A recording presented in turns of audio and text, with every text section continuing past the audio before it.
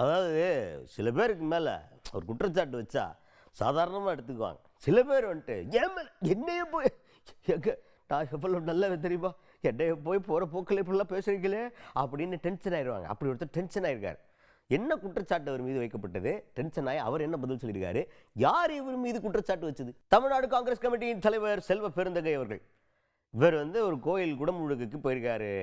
அதில் இவர் சிறப்பு தரிசனத்துக்காக விஐபி என்ட்ரன்ஸ்க்காக வெயிட் பண்ணிட்டு இருந்ததா தமிழிசை சவுந்தரராஜன் அவர்கள் இருக்காங்களே, பாஜகவை சார்ந்தவங்க, அவங்க ஒரு குற்றச்சாட்டை சோசியல் மீடியாவில் பதிவேற்றம் பண்ணியிருக்காங்க.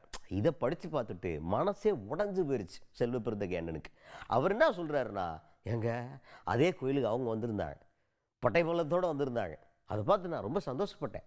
அவங்களும் குடமுழுக்கில் முக்கியமான இடத்துல மேலே கோபுரத்துக்குலாம் ஏறினாங்க. நான் அவங்களுக்கு வணக்கம்லாம் வச்சுட்டு வாழ்த்தெல்லாம் சொல்லிவிட்டு போக நல்லா போய் சாமி கும்பிட்டு வாங்க அப்படின்னு என் தொகுதியில் நடந்த ஃபங்க்ஷன் இது. அப்போ நான் அவங்க இங்கே நம்ம தொகுதிக்கு வந்திருக்காங்க, அவங்களுக்கு ஒரு விஐபி ட்ரீட்மெண்ட் கிடைக்கிது அப்படிங்கிறதுல ரொம்ப மகிழ்ச்சியாக இருந்தேன்.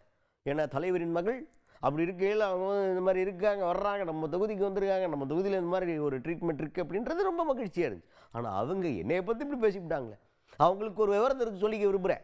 விஐபி தரிசனம், சிறப்பு தரிசனம்லாம் தூக்கியாச்சு தமிழ்நாட்டில். அதெல்லாம் கிடையவே கிடையாது. எங்கே இருக்குது? அதெல்லாம் தூக்கி பல காலம் ஆகிப்போச்சு. நான் சும்மா நின்றுக்கிட்டு இருந்தேன், அதை பார்த்துக்கிட்டு என்னமோ நான் விஐபி தரிசனத்துக்கு வெயிட் பண்ணுறேன்னு சொல்லிட்டு கொளுத்தி போட்டு விட்டாங்களே. நான் எவ்வளோ பெருந்தன்மையானவன்.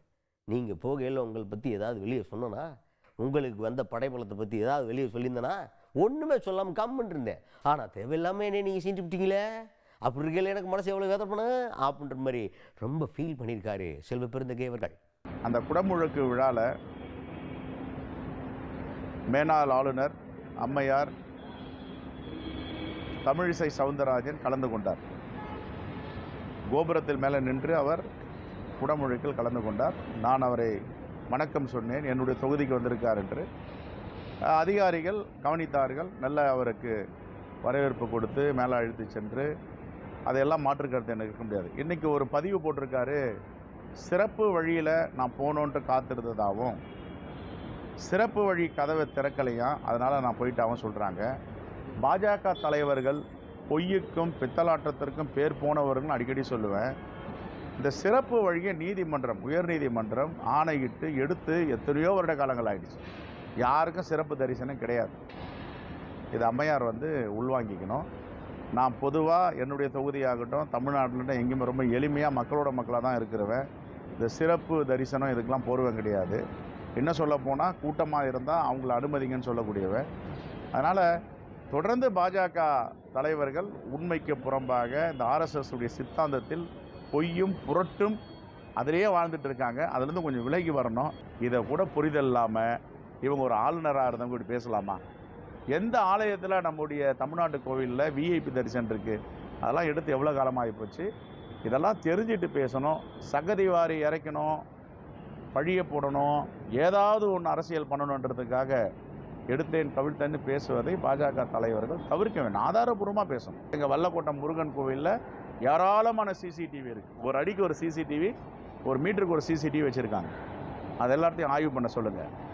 நான் எப்படி நின்றுட்டு இருந்தாங்க, ஏதாவது ஒரு அதிகாரி என்னை கூப்பிட்டு போனாங்களா, இந்த அம்மா பின்னாடி எத்தனை அதிகாரி போனாங்க, நான் மகிழ்ச்சியோடு பார்த்தேன். ரைட், எங்கள் தலைவருடைய மகள் ஒரு கட்சியோட தலைவர் வந்திருக்காங்க, என் தொகுதியில் அவங்களுக்கு சிறப்பு செய்கிறாங்கன்னு எனக்கு அதை விட மகிழ்ச்சி கிடையாது. நான் இவ்வளோ பெருந்தன்மையோடு வந்தேனே, ஒரு வார்த்தை கூட பேசாமல். பத்திரிகையாளர் சந்திப்பில் யார் அந்த விஐபின்லாம் என்ன கேட்டாங்க. யார் அந்த விஐபி, நீங்களே பார்த்துங்கண்ணே. பேரை கூட அந்த அம்மாவுடைய பேரை உச்சரிக்கல எங்கேயும். ஆனால் 2 டெப்டி கமிஷனர், ஒரு ஜாயின்ட் கமிஷனர் கூடவே இருந்து எல்லாம் பண்ணாங்க. நான் கூட ஒரு ஓஏ கூட கிடையாது. நான் இதை எங்கேயுமே சொல்லலை. ஆனால் இன்றைக்கி ஒரு பதிவு போட்டிருக்காங்க. இதெல்லாம் வருத்தம் அளிக்கிற நிகழ்ச்சி.